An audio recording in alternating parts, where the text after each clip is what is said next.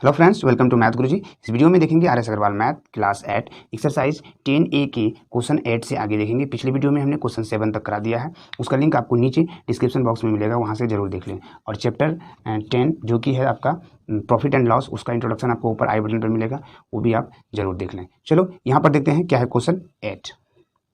If selling price of 16 water bottles is equal to the cost price of 17 water bottles, find the gain percentage earned by the dealer। अब देखो कुछ price वगैरह दिया नहीं है, price यहाँ जो है वो थिंग्स में प्राइस है, मतलब वस्तु का प्राइस पूछ रहा है, वस्तु पर गेन या प्रॉफिट हुआ वो पूछ रहा है, लेकिन वस्तु से ही उसका प्राइस जो है कंपेयर किया गया है। इसीलिए इस टाइप के क्वेश्चन ना हमें इसका एक्चुअल वैल्यू नहीं फाइंड कर सकते हैं, सिर्फ हम लोग इसका परसेंटेज निकाल सकते हैं, कितना परसेंट का गेन होगा या कितना परसेंट का लॉस होगा। चलो इसको सॉल्व करते हैं। इस तरह से दिया है कि 16 वाटर बोतल का जो सेलिंग प्राइस है, ध्यान रखना 16 वाटर बोतल का सेलिंग प्राइस उतना ही है जितना कि 17 वाटर बोतल का कॉस्ट प्राइस है। 16 वाटर बोतल सेलिंग प्राइस, 17 वाटर बोतल कॉस्ट प्राइस सेम है, तो गेन परसेंटेज और लॉस। तो सबसे पहले क्या कर लेते हैं हम लोग, सीपी यहाँ से रिलेट करते हैं। इस टाइप के क्वेश्चन थोड़ा सा स्पेशल केस हो जाता है, इसको आप इस तरह से समझ सकते हो। ऑलवेज वन जो भी हो, चाहे बोतल हो, चाहे रेडियो हो या कैंडल हो, जो भी हो, क्वेश्चन 9 में कैंडल्स दिया है, जो भी हो, हम लोग उसको ऑलवेज वन का जो है सीपी निकालते हैं। तो यहाँ से क्या कर लो, let CP of one water bottle equal to X rupees. अब वन वाटर बॉटल का सीपी एक्स रुपीज़ हमने लेट कर लिया। अब आप बताओ, आपको 16 वाटर बॉटल का भी चाहिए, 17 का भी चाहिए, फिलहाल सीपी दोनों का चाहिए क्योंकि एक का एसपी और एक का सीपी दिया है। तो हम यहाँ से क्या कर लेंगे, CP of 16 water bottle, 16 water bottle का सीपी कितना हो जाएगा, तो वन का एक्स रुपीज़ है तो 16 का 16 रुपीज़ हो जाएगा। ध्यान रखना अभी हम सिर्फ सीपी निकाल रहे हैं। फिर से सीपी ऑफ 17 वाटर बॉटल, क्योंकि 17 वाटर बॉटल भी इस क्वेश्चन में दिया है, तो 17 वाटर बॉटल का भी हम लोग सीपी निकाल लेते हैं। दैट इज सॉरी, यहाँ पर 16 नहीं 16x होगा, ध्यान रखना ये मिस्टेक है, 16x रुपीज़। और ये हो गया 17 वाटर बॉटल का प्राइस 17x रुपीज़। यहाँ तक ओके है। चलो अब फिर से क्वेश्चन में चलते हैं, कौन किसके इक्वल है। Selling price 16 water bottle equal to the cost price of 17 water bottle. लिखो इस पॉइंट को, तब समझ में आएगा क्या है। Selling price of 16 water bottle equal क्या है, सीपी यानी कि cost price of 17 water bottle, 17 water bottles.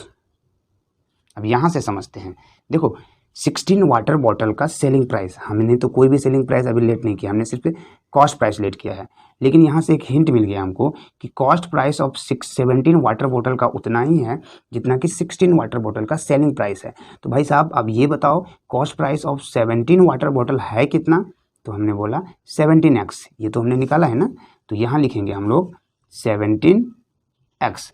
अब बताओ 16 वाटर बॉटल का सेलिंग प्राइस कितना है, ये भी 17x, 17 वाटर बॉटल का कॉस्ट प्राइस ये भी कितना है 17x। तो एक पॉइंट यहाँ से लिख दो, so selling price of 16 water bottle equal to 17x, question के अकॉर्डिंग दिया है तो हमने क्या लिख दिया 17x रुपीज़, यहाँ पे रुपीज़ का साइन लगा दो, 17x रुपीज़। अब आप बताओ यहाँ से एक पॉइंट कि selling price of 16 water bottle कितना 17 rupees, okay, cost price of 16 water bottle equal to 16 rupees, okay. यहाँ से 16 वाटर बोतल का सीपी भी पता है और 16 वाटर बोतल का सेलिंग प्राइस भी पता है। तो अब आप बताओ 16 रुपीज़ में आपने उसको बाय किया था 16 वाटर बोतल, एंड 16 वाटर बोतल 17 रुपीज़ में सेल कर रहे हो, इसका मतलब है कि यू गॉट गेन, आपने गेन प्राप्त किया है। तो gain equal to 17x minus 16x, so आपने x रुपीज़ का गेन लिया। गेन परसेंटेज कितना है, gain percent equal to gain divide by CP, तो सीपी आपका कितना है 16x इंटू 100, यहाँ से x को रिमूव कर दो, 4 से इसको फिनिश करोगे 25 जामे, इसको 4 से फिनिश करोगे 4 जामे, फाइनली ये आपको दिया 25/4% का गेन, या फिर इसको आप मिक्स में लिख सकते हो 6 होल 1/4% का गेन। उम्मीद है ये आपको समझ में आ गया होगा। नाउ गो टू क्वेश्चन 9, बिल्कुल ऐड की तरह है। क्वेश्चन 9 को समझते हैं। Cost price of 12 candles is equal to the selling price of 15 candles, find the loss percentage. अब देखो यहाँ से फर्स्ट वाले में दिया था 8 नंबर क्वेश्चन में सेलिंग प्राइस 16, सेकंड वाले में कॉस्ट प्राइस 12 दिया है। इससे टेंशन नहीं लेना है, चाहे सेलिंग प्राइस दे या कॉस्ट प्राइस दे। हमने क्या बोला था कि ऑलवेज हम लोग क्या लेट कर लेंगे, तो सीपी लेट करेंगे। तो यहाँ पर भी सेम क्वेश्चन है, हम लोग सीपी ऑफ कैंडल लेट कर लेते हैं। Let CP of candle, sorry 1 CP of 1 candle equal to x rupees. Okay, अब 1 का x है तो कितना है इसमें 12 और 15, दो डाटा दिया है ना, तो यहाँ से हम CP of 12 candles equal to 12x rupees, कोई दिक्कत नहीं। फिर से CP of 15 candles equal to 15x rupees, इस दोनों में कोई प्रॉब्लम नहीं है। 1 का इतना CP है तो 12 का इतना और 15 का इतना है, तीनों हमने CP निकाला है। चलो अब क्वेश्चन का डाटा लेते हैं।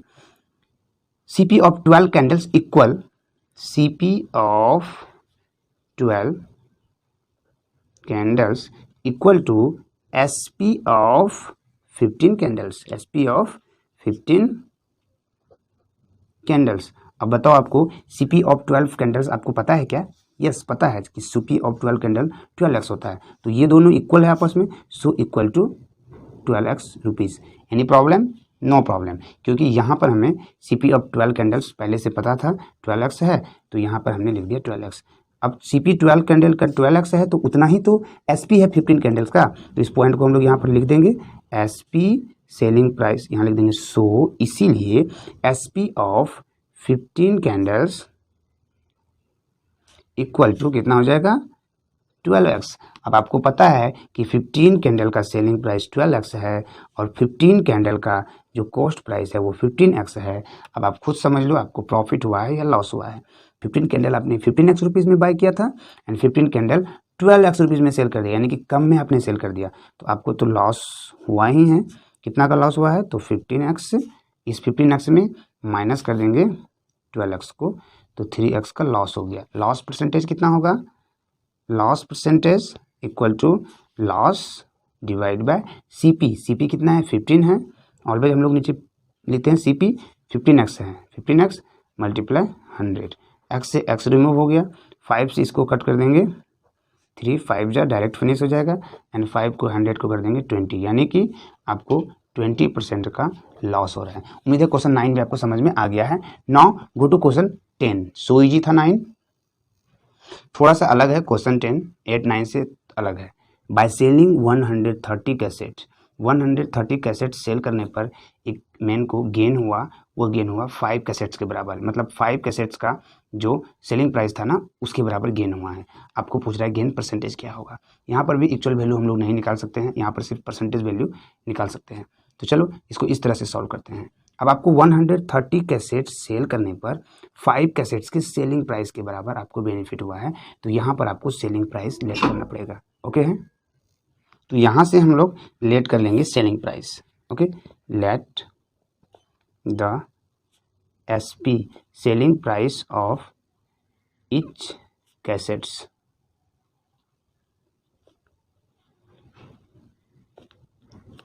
x rupees. अब प्रत्येक कैसेट का सेलिंग प्राइस x रुपीज़ हो गया। कैसेट कितने हैं आपके पास? 5 हैं, तो यहाँ से selling, so selling price of 5 cassettes equal to 5x rupees. और कितने कैसेट है? 130 कैसेट है, तो यहाँ से वंस अगेन लिख दो selling price of 130 cassettes equal to 130x rupees. यहाँ तक कोई प्रॉब्लम्स नहीं होना चाहिए आपको, यहाँ तक तो सिंपल डाटा था। अब समझना है आपको अब क्या हुआ है। सेलिंग प्राइस तीनों हमने निकाल दिया, 1 का, 5 का और 130 का 130 कैसेट जब सेल करते हैं ना तो उसको जो बेनिफिट होता है, उसको जो गेन होता है वो 5 कैसेट्स के बराबर गेन होता है। तो क्या हम लोग 130 कैसेट्स का CP निकाल सकते हैं क्या? बिल्कुल निकाल सकते हैं, यहाँ से बिल्कुल निकाल सकते हैं। 130 कैसेट सेल किया हमने, 5 कैसेट के सेलिंग प्राइस के बराबर प्रॉफिट हुआ, यानी कि 130 रुपये का चीज़ हमने सेल किया, 130x रुपीज़ का कोई चीज़ें हमने सेल किया, 5x का हमको प्रॉफिट हुआ, तो यहाँ से CP निकाल सकते हैं, बिल्कुल निकाल सकते हैं। देखो कैसे निकाल सकते हैं। The CP the CP of 130 cassettes, 130 cassettes का CP हो जाएगा। फिर से समझेंगे थोड़ा सा। 130 कैसेट आपने सेल किया ना, कितना में सेल किया? 130 रुपीज़ में, ओके है। उसमें आपको 5 कहाँ गया ये उसमें आपको सेलिंग प्राइस ऑफ 5 कैसेट्स के बराबर गेन हुआ। तो 5 कैसेट का सेलिंग प्राइस 5x रुपीज़ है ना, यानी कि 130 रुपीज़ में जो 130x रुपीज़ में जो चीज़ें आपने सेल किया उसमें आपको गेन हुआ 5x का। तो क्या सेलिंग प्राइस में गेन को हम माइनस कर देंगे तो हमें कॉस्ट प्राइस नहीं मिल जाएगा? बिल्कुल मिल जाएगा, ये आपका कॉस्ट प्राइस है। सो यहाँ पर कॉस्ट प्राइस क्या हो जाएगा? एक पॉइंट यहाँ लिख सकते हो, ऊपर में आप लिख लो, अंडरस्टैंडिंग के लिए सही रहेगा। यहाँ लिख दो फर्स्ट स्टेप में सेलिंग प्राइस माइनस गेन, जो गेन इसका हुआ है 5x का, ओके। तो यहाँ पर कितना हो जाएगा? 125x। ये आप इतना रुपया आपको CP ऑफ 130 कैसेट, ओके है। अब 130 कैसेट का SP आपको 130x है, 130 कैसेट का CP आपको 125x है। आप खुद समझ लो, ज़्यादा में सेल किए हो या कम में सेल किए हो, है ना। 130 कैसेट खरीदा था 125 रुपीज़ में, बट सेल किया 135 रुपीज़ में। आपको बोल रहा है गेन परसेंटेज क्या होगा? तो पहले गेन आपको फिर से एक बार निकालना पड़ेगा। यहाँ पर क्या हो जाएगा? सीधे गेन परसेंटेज निकालते हैं। गेन तो पता ही है 5x है, तो gain percentage equal to 5x, यानी कि गेन डिवाइड बाय CP है 125x एंड मल्टीप्लाई 100। x को फिनिश कर देते हैं, इसको 5 को 25 जा में फिनिश कर देंगे और 25 1 जा 4 जा से इसको फिनिश कर देते हैं। फाइनली 4% का हमें गेन हो गया। उम्मीद है ये आपको समझ में आ गया होगा। देखो सेलिंग प्राइस ऑफ जो है 130 कैसेट्स का जो सेलिंग प्राइस था ना, उतना में आपको 5 कैसेट के सेलिंग प्राइस के बराबर बेनिफिट हुआ, यानी कि गेन हुआ। 1 का हमने पता कर लिया, 5 का पता कर लिया सेलिंग प्राइस 5x, और 130 का पता कर लिया 130x। अब कॉस्ट प्राइस क्या हो जाएगा? 130 कैसेट का कॉस्ट प्राइस क्या होगा? आपने 130 कैसेट्स 130x रुपीज़ में सेल किया, तो सेलिंग प्राइस माइनस, जब इतना में सेल किया तो आपको बोला कि 5 कैसेट के सेलिंग प्राइस के बराबर बेनिफिट हुआ। तो 5 कैसेट का सेलिंग प्राइस 5x है, तो 5x को माइनस कर देंगे, यानी कि कॉस्ट प्राइस आपका हो गया 125x। गेन परसेंटेज क्या हो जाएगा? तो 5x का प्रॉफिट है, 5x divide by cost price into 100, okay है। Now go to question 11, same है, थोड़ा सा देख लेते हैं इसको भी। By selling 45 lemons a vendor losses of a sum equal to the selling price of 3 lemons, find the loss percentage। First वाले में था सेलिंग प्राइस 130 कैसेट सेल कर रहे थे, गेन हुआ था 5 कैसेट्स के सेलिंग प्राइस के बराबर। सेकंड में है 45 लेमन को सेल कर रहा है, लॉस हो रहा है सेलिंग प्राइस ऑफ 3 लेमन के according, find the loss percentage. So simple, same question है ना। यहाँ पर भी हम लोग क्या कर लेंगे, लेट द SP यानी कि selling price of each lemon, so it's is x rupees.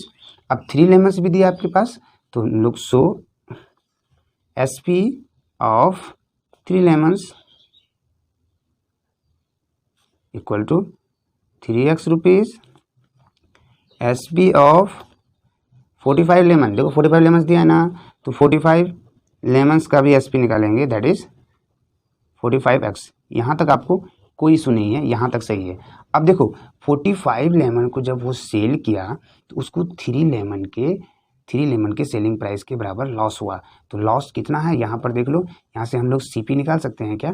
Cost price निकाल सकते हैं, बिल्कुल निकाल सकते हैं 45 लेमन का। तो निकाल दो CP ऑफ 45 लेमन्स।